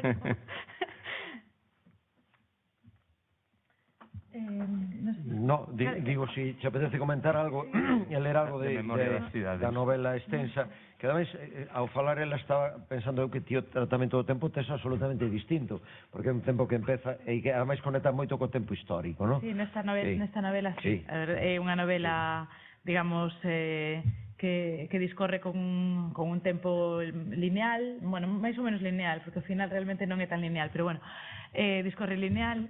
Pero, por exemplo, en Concubinas non, en Concubinas xogo máis con un tempo suspenso, non? Ese espazo extraño que vai e ven tamén no tempo coa idea de memoria, pero sí que hai unha experimentación maior co tempo. Pero, bueno, neste caso non, neste caso estamos ante a idea de novela clásica, non? Ademais, cando me propuxen escribila, quería facelo así, quería escribir unha novela aristotélica, clásica, lógica. Non sei, algún dato en concreto? Por exemplo, hai un momento que no folio 6 que aparece María Casares tamén como protagonista, ou se non, tamén é moi bonito do cine, aí o segundo, aí o fragmento que empeza é o tempo, que claro, é moi importante na educación sentimental de todos nós, pero naquela época o cine xa era algo impresionante, porque era unha fascinación nacente e era a gran época hollywoodiana e demais. Entón, o que che apeteza, por aí tamén chega a guerra no fragmento de abaixo, a violencia, a violación, non? Como aparece a brutalidade fascista actuando na cidade da Coruña. O que che apeteza e o que che apeteza comentarnos. Pois, vou ler o primeiro. Como resumites os outros dous, vou ler o primeiro. Porque, bueno, o primeiro é un pouco o detonante de unha parte da novela e recolle aí algún dos temas, non? Aquela noite, ademais, uliu a mar como nunca lembro que ulise na Coruña.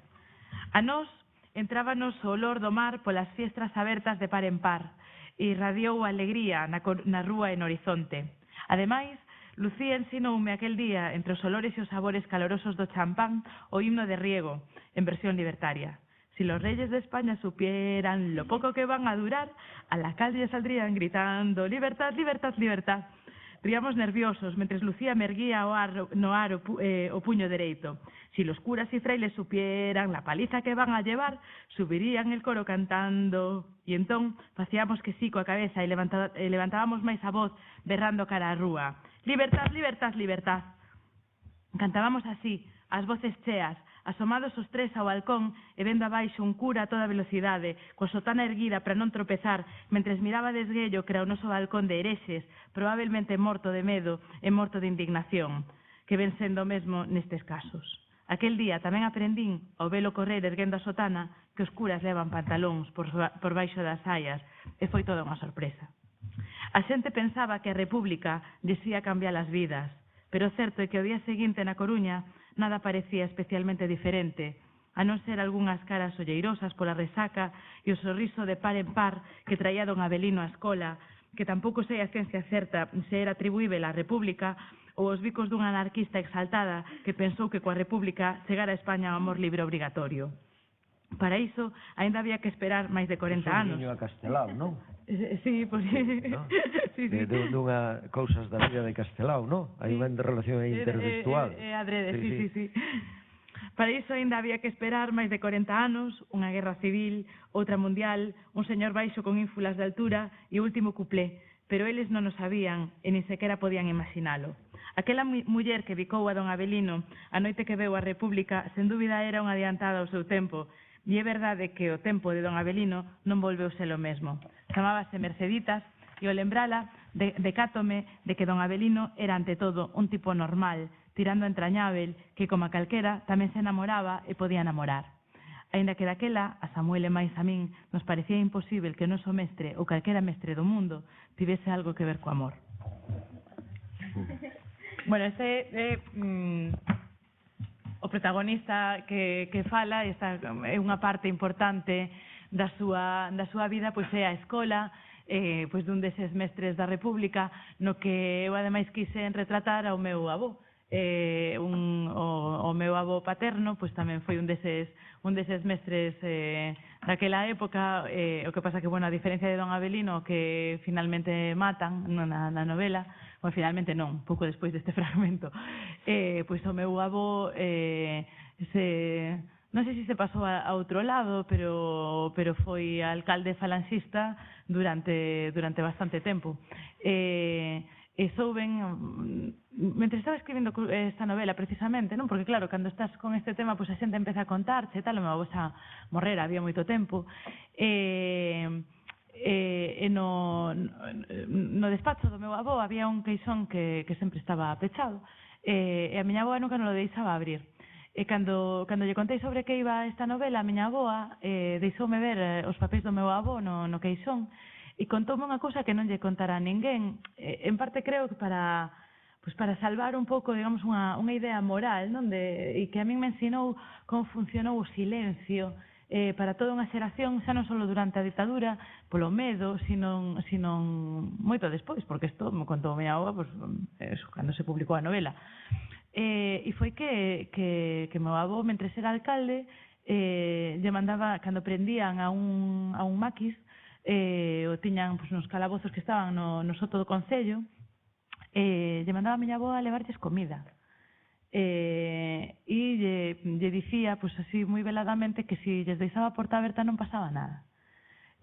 Non sei, para min iso foi entender as vidas de un montón de xente, non? É dicir, como eres capaz prácticamente de mentir toda a tua vida. É dicir, as fotos do meu avó que hai na miña casa son co uniforme de falanxe posto, non? Coa camisa azul, coas guerreras, non? Eu cando miro esas fotos e despois de saber, e de ensinarme a miña avó, non, os documentos e tal que teña agarrados, insisto, baixo chave, nun caixón, no que tamén estaba baixo chave, por certo, a foto dunha filla que lles morrera morta no ataúde, e tamén estaba ali baixo chave, o sea, todos os segredos estaban metidos baixo chave nun caixón, e para min ese xesto é que me fixo entender que esta novela non se equivocaba, non? Que hai toda unha xeración de xente que viu todo iso como unha desgracia vital, non? E creo que é xusto escribir as súas historias, aínda que eu, por eso escribín e xa quero contar outras cousas, non? Creo que hai outras vidas que hai que contar. Pero iso, e quixen, mira, me emociono, e quixen, eso, homenaxear o meu avó con este personaxe. Que ademais iso tamén, por certo, esa forma de ensinar, de alguma maneira tamén a vivimos nós. Eu xa o pillei, estaba máis que xubilado, non? Cando eu nacín. Pero esta forma de ensinar, el, por exemplo, lles ensinaba a ler a través das lecturas dos clásicos, non a través dos típicos libros do ensino, lles ensinaba a historia a través da mitoloxía e todo iso, e eso facía na escola, así lle ensinou a meu pai, de feito, que foi estudante a súa escola, e así tamén con nosco, non? É dicir, o meu avó nos collía a nos, eu, claro, eu me aburría como unha ostra, porque igual eu teña 4 anos, tampouco eran maneiras para nenos tan pequenos, non? Pero sí que co tempo entendín que iso era unha forma distinta de ensinar e que promovía, digamos, un espazo de liberdade e de creatividade no ensino, non? Que creo que despois se cargaron totalmente represaliando a todos estes mestres. Ademais, estaba pensando que ti xa tocaras o tema da Guerra Civil en esa primeira novela, non? Do ano 96, Curiosamente en era o abril. meu outro avó. O meu outro avó que estivo na guerra, o típico avó que foi a guerra, pero ese sí que estaba convencido. Sí, a min eso foi a partir dunha historia familiar que se contaba na casa, e a min me chamou moito a atención como o meu avó, sendo un crío, se mete nunha guerra. Non? Que eso tamén é unha parte da historia deste país, non? Como rapaces de 18 anos, o sea, meu avó tamén se meteu porque tiña medo, tiña unha pistola en casa, non sei, eso. Ahora co tempo digo, fascinante da historia era porque tiña meu avó unha pistola, pero tiña unha pistola na casa e tivo medo de que ella incautasen, entón presentouse ela a entregala e de paso se alistou. E, bueno, as historias da guerra, pois claro, como non hai nada máis literario que a guerra. Entón, pois as historias da guerra que contaba o meu avó sí que me chamaron a atención. Pero, bueno, co tempo entendín que a historia máis literaria probablemente que había na miña familia era a do outro avó, claro. Que é o que queda autorreprimido. Bueno, dado agora que vai sendo, que lles pedimos? Que nos lean un último texto ou exprimímolas un poquinho máis polo lado das confesións personais? Que pregunten ele. O que dedes facer algunha pregunta. Preguntar algunha cousa. Sí, porque teño... Sí, calla.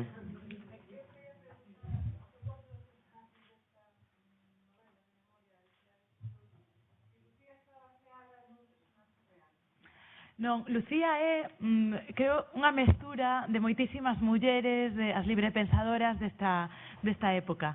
Entón, con todas elas, pois, creei un único personaxe, sí. Claro, porque nesta novela hai moitos personaxes de ficción e moitos... Claro, hai moitos personaxes... moitos con os... Claro, está Ángel Casal, sí, é verdade, sempre que veño a Coruña hai alguén que me pregunta si realmente Ángel Casal tiña un amante. Realmente esa historia da amante de Ángel Casal, que non sei se a tiña ou non, pode ser que a tivera, pero realmente a idea me veu da historia que se conta da amante de Castelao. O que pasa que me parece moito máis bonito poñerle un amante a Ángel Casal, que era guapísimo e bueno, me parecía así como máis Castelao xa está moi visto no mundo da literatura galega, e entón me apetecía entrar na figura de Ángel Casal nesa relación con María Miramontes, non? Que era moi feminista e moi todo, pero ao final foi unha criada do seu home, e despois a historia de María Miramontes é tristísima, porque María Miramontes se exilia e renega absolutamente de todo, se casa con un medio primo e se autosilencia totalmente, ten guardadas nunha maleta toda a documentación do seu home, as cartas e todo, e ninguén na súa familia sabía o que había nesa maleta, tamén é outra historia de silencio, non? E entón, bueno, a mí me apetecía entrar nesa historia.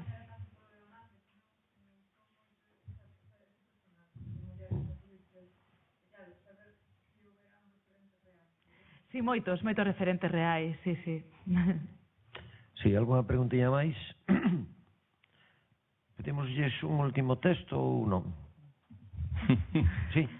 Bueno, é que hai un texto relacionado aí co ensino, por iso creo que é moi interesante a nós que somos xente do ensino, de Anxos, na páxina 3, e a mellor estaba ben tamén rematar con ese fragmento no que sae María Casares, porque é unha muller que se merece unha homenaxe, esta muller coruñesa que tanto sufriron, que roubaron os libros, que ao pai o borraron do rexistro civil, que non quixo volver de tanto sufrimento como padeceu, non tivo xa valor ou desexo de volver a este país tan cainita que os tratou como os tratou, non?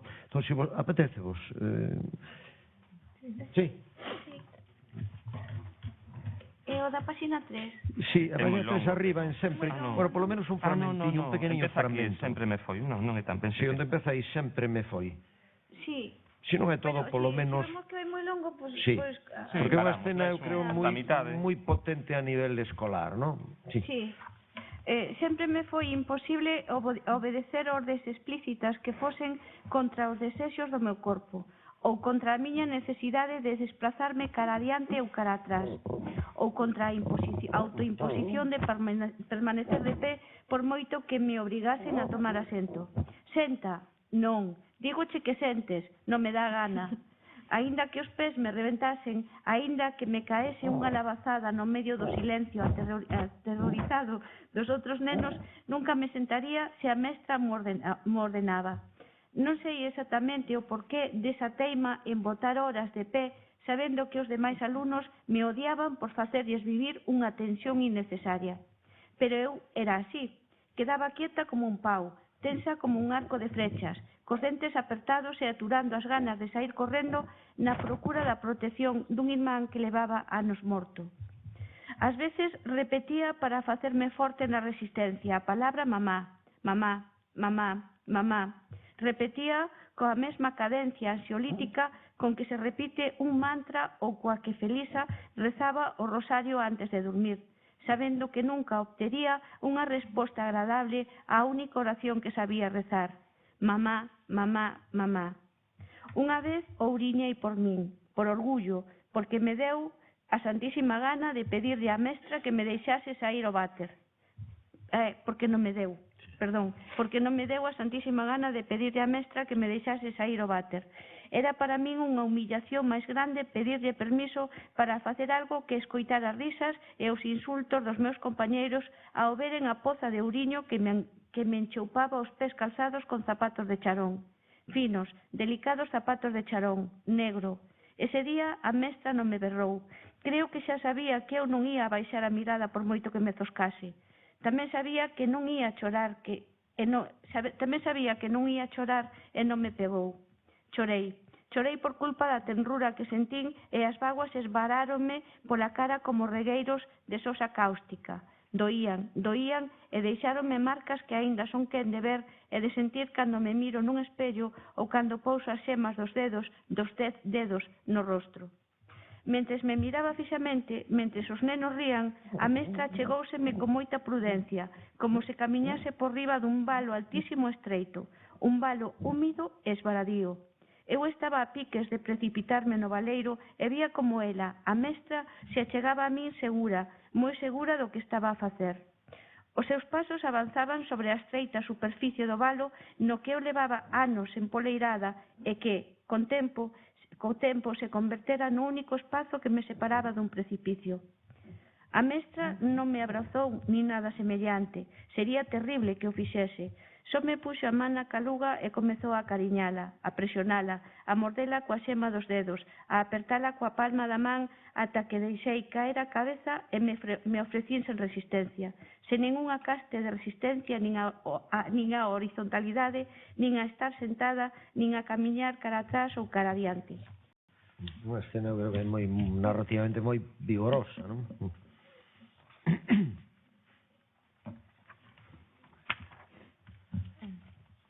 Entón, este último, decías, non? Bueno, o che apeteza. Digo eu porque é un personaxe que eu creo que ficcionalizas, que ten un gran protagonismo. Está no folio 6, sí. Sí. Bueno, pues entón aquí vai por María Casares daquela. Estaba canso, claro, de que María non me quisese, mentres que semellaba amar a todos os demais actores de París. Claro que por riba de todos eles, de todos nós, estaba Camille. Camille e Francia, lembrábame constantemente. Ata para iso era María exagerada. Pero Camille morreu de accidente unha tarde cando volvía onda ela, e desde ese día María non volveu ser ela nunca máis. María cambiou, como se tamén a ela se lle instalasen engurras na alma que xa non podería quitar máis. E eu tiven que porme triste con ela, non só por Albert, que ao final cheguei a quererlle ben, senón porque con el sei sen lugar a dúbidas que unha parte da miña María, desa nena da Coruña a que eu quería tanto, tamén morreu. Os xantares dos venres despois da morte de Camus foron para nós encontros tristes nos que prácticamente comíamos en silencio. Ela mirábame e de vez en cando só dicía: creo que só ti sabes como me sinto. Como se fose igual que a mí, que ao meu Artur, como se María soubese algún día o que é ver morrer un neno. Pero eu comprendía, quizáis porque amaba fondamente, quizáis porque entendía que tiña que estar soa como nunca e quizáis porque me daba conta de que no fondo María comezaba a preguntarse quen era ela sen Camus, que facía ela en París sen el e en que consistía a súa vida se o seu home, como ela lle dicía sempre, xa non lle facía o amor. Supoño que foi por todo iso que María empezou a ir cada vez máis a unha casa que tiña en Lavergne, un lugar que construíu a imaxe e semellanza de Galicia. Alí sen ningunha dúbida, María permitíase pensar de vez en cando se non sería unha boa idea volver e mirar como era todo un cuarto de século despois.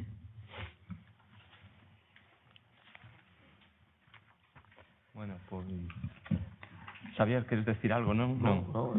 Nada, pois Encantado, moitísimas grazas a Inma e Anxios, porque non é fácil atoparse con as autoras que nos conten tantas cousas, que abran tanto o seu corazón, conten tantas cousas da súa literatura con tanta sinceridade como elas.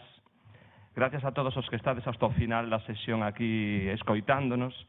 Gracias a vos as dúas, porque non sei quen das dous leí unha cita que gustoume moito, que decía que a literatura pon un punto de luz no mundo oscuro da historia. As vosas palabras iluminaron, eu creo que esta sesión de hoxe. Moitísimas gracias e a todos vos.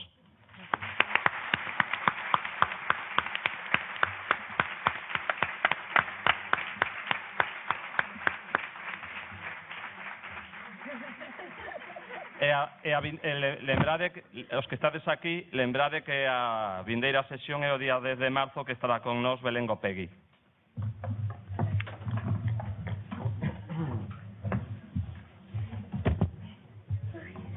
Bueno, agora seguramente vos van pedir que ya se inedes algún